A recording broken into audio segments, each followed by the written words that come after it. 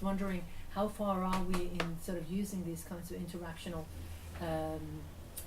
data and analysis to train new professionals? Are you taking this back to the field, and where are we in this respect in the field?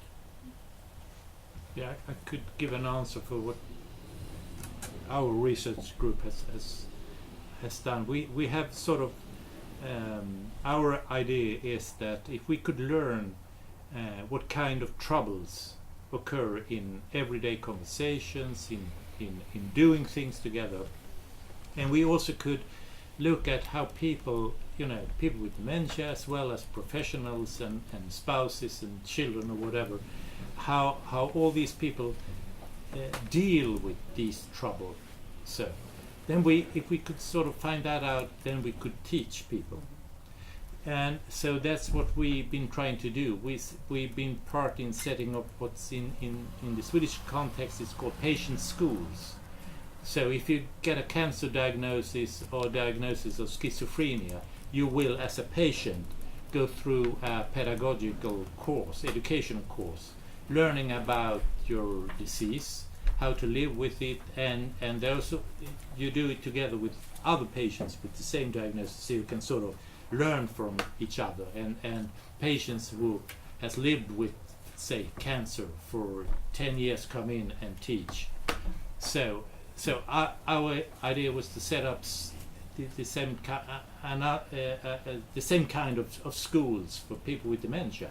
Learn what is dementia, learn from patients who lived with dementia, and also have couples, if there's a spouse, so they can sort of learn together. And then we have also set up some programs with the care facilities that we've been working with, trying to feed back the knowledge. So it's possible. If you sort of see what people do, then you can teach it. Absolutely. And actually, it's already there in the healthcare system. Like, I'm an occupational therapist, and this is what we learn. Like, we learn how to make performance possible again, especially in people with dementia. And so this is in every hospital there is occupational therapy, and every person who is diagnosed with dementia has usually occupational therapy. And this is the goal, to increase participation and engagement in performing the meaningful activities that are necessary. So I think there should be maybe more cooperation. That would be cool, I think. Certainly in the UK we have the dementia framework sewn through our nursing curriculum. I mean, I can't speak for OTs, I don't know, but nursing, certainly every stage of your nursing career you have to have a certain amount of dementia training. And we also run a Dementia Champions, and that is training people who want to improve their ward area by just doing a project to make one area maybe dementia friendly.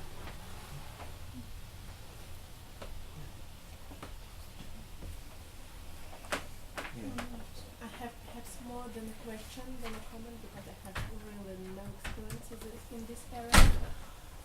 But whether we should somehow differentiate the people experiencing dementia, perhaps by stage, or via their abilities to participate in meaningful activities or in social engagement, as they're really very different. And usually when I came across some literature on dementia, I see just the general term, like interaction with people with dementia.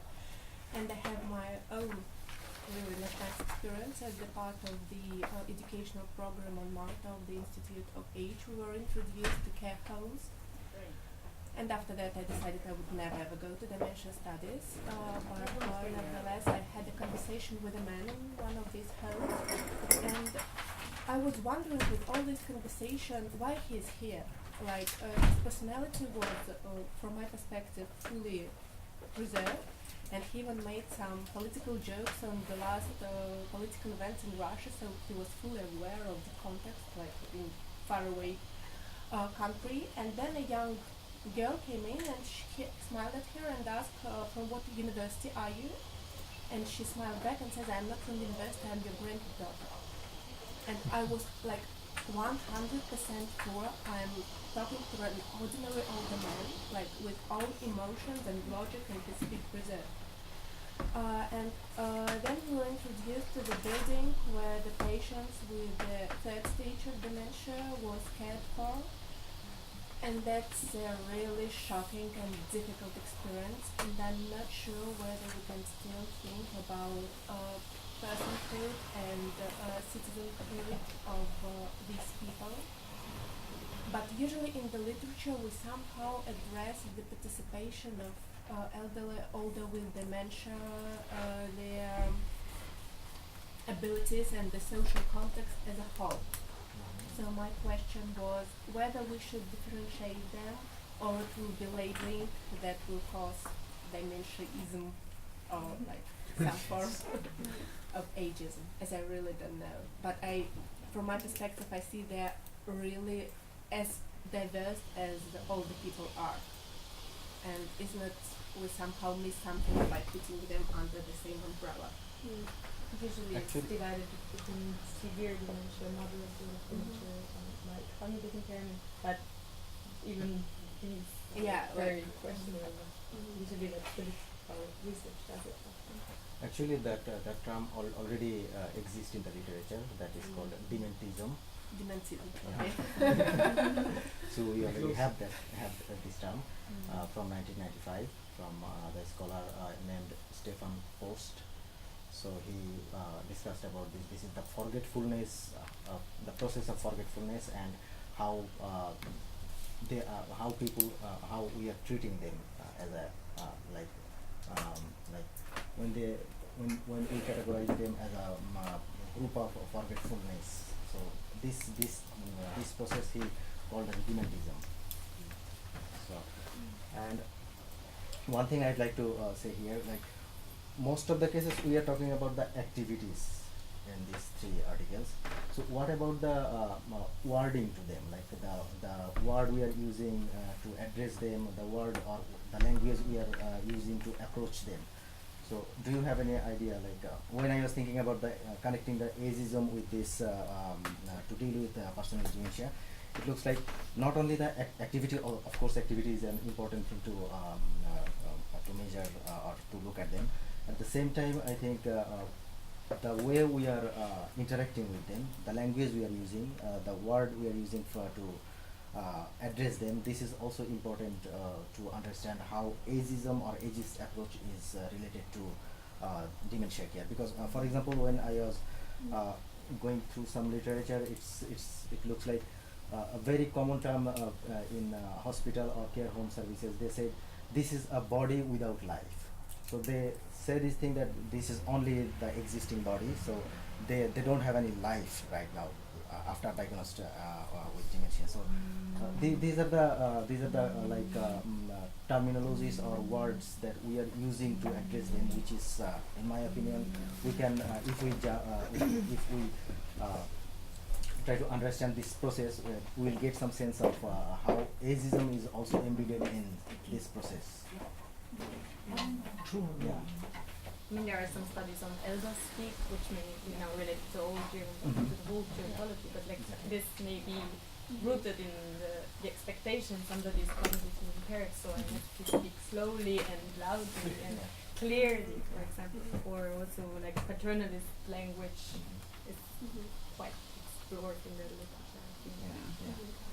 And I think it's really interesting to think about like kind of the history of gerontological research, and maybe how, like you said, that there's not, like, dementia research is really separate from gerontological and aging research, and I don't know if that's could be due to the fact that maybe as, like, if I say we are gerontologists, we have wanted to kind of separate ourselves from dementia research in a way to say this is a category of diseases, or this is a disorder that's not typical of every older person, so we want to like clearly distinguish that not all older people get dementia, and so that's why we've like made it its own separate category of research on its own.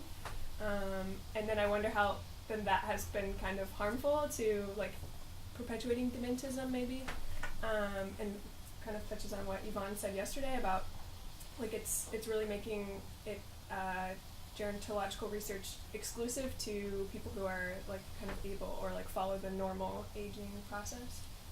So, yeah.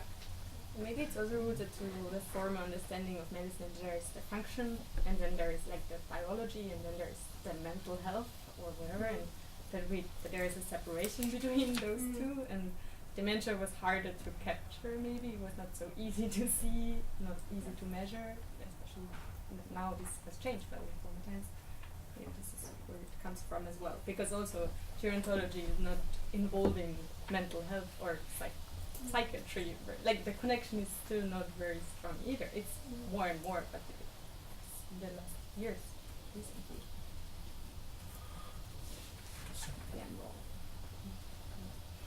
Yeah. Also from the writing of from the input of all of our writing, and one important, I think it's important because some of us mentioned the interpersonal collaboration or interpersonal communication. I think, yeah, interpersonal communication.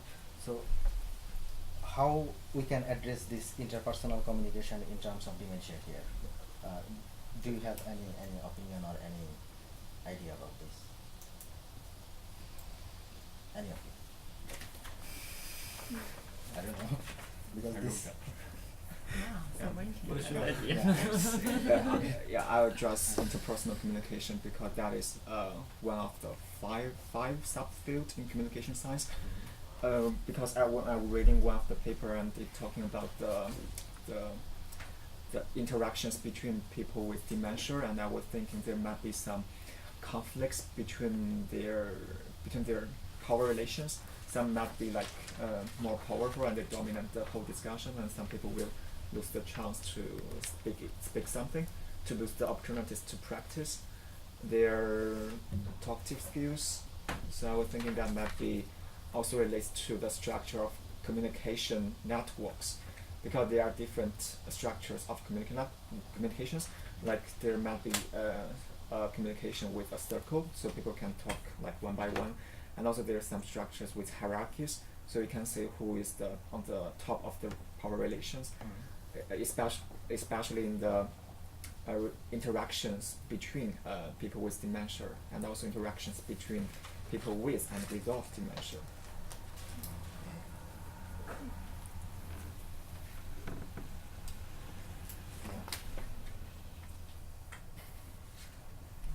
Also, when the article was talking about personhood and citizenship, so these two things I was a little bit confused whether I use personhood in dementia care or I use the citizenship approach. So I don't know whether you also face this kind of problem when we are attaching these two concepts with the dementia care. I face this thing because sometimes it to me sometimes it looks like I will choose the personhood approach, and sometimes when I was it looks like it's more close to citizenship. So do you have any face the similar problems? I'm not doing research on dementia care specifically, but I do think the way I understand it is that maybe personhood is more appropriate in the context of like a care home or like in a care situation, like the actual delivery of care, where you're considering a person's background and history and the things that they like and don't like, maybe in their history, but also it could change with their diagnosis, things like that, and supporting their autonomy. And then maybe the citizenship is more on a macro level of like a policy level, where we're including them in decisions that we make about older people, and with older people in terms of policy, and that they're given the same status of human rights and citizenship and as everyone else, even if they have a cognitive impairment. So, but maybe I have that wrong.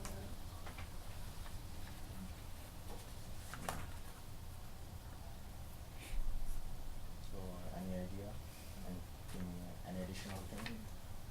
I think you were saying that, like, if a person is severely impaired, like, how far can this person have citizenship? And I don't know, in most countries there is what's the word? The person who is Guardianship. sorry, Guardianship. guardianship. To they can Or caregiver, we can say that. No. No, it's No, it's something legal. Legal It's version. primarily legal. Power. I say it. Power of attorney. Yeah, Yeah. kind of. It's one of the new models. Or I don't know how it is. How is it in different countries? I don't know. Maybe for a lot. My understanding, I mean, caregiver role comes automatically when you are like related to the person or maybe immediate family member. So it's a role which gets assigned regardless of being guardianship or no guardianship. So if there's a person living in the family, so the immediate closer one will be taking care of the person and maybe will be helping like with the interpersonal skills or with other things to just facilitate his time or her time. So caregiver role will come automatically, but for the guardianship, obviously, I mean, there are legal repercussions. How are you going to attach that? I just wanted to put in something because there's also been from researchers quite a lot of criticism of the idea of reducing couples and the relationship between spouses to a care relationship, because that reduces both persons to some kind of stereotypical roles. And hence quite a few researchers has stressed the importance of looking at spouses where one spouse has dementia as an actual couple living together, because that's what they have been doing, and it's just certain aspects of their relationship that you could sort of consider or think about in terms of caring. So it's another sort of way of being careful about thinking in stereotypical terms of what relationships are, and because they are not necessarily anything, as Pirjo pointed out. Everything is sort of socially constructed, if we want to use that term, but it's sort of created in interaction, and we have to be quite sensitive as researchers to these concepts and categorizations, I think.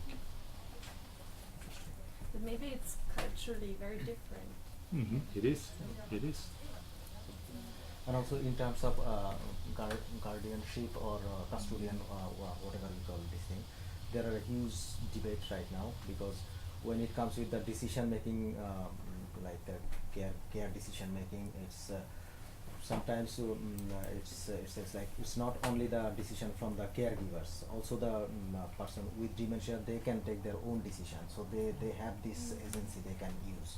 So we also need to consider their like their abilities. So, yeah, also it's It's a big question, when to take the autonomy of a person, when with dementia and when not to take. And that's a very fine line, I guess. And just because they can't verbally communicate something doesn't mean that they can't communicate their preferences in other ways. We should be very sensitive to that as well.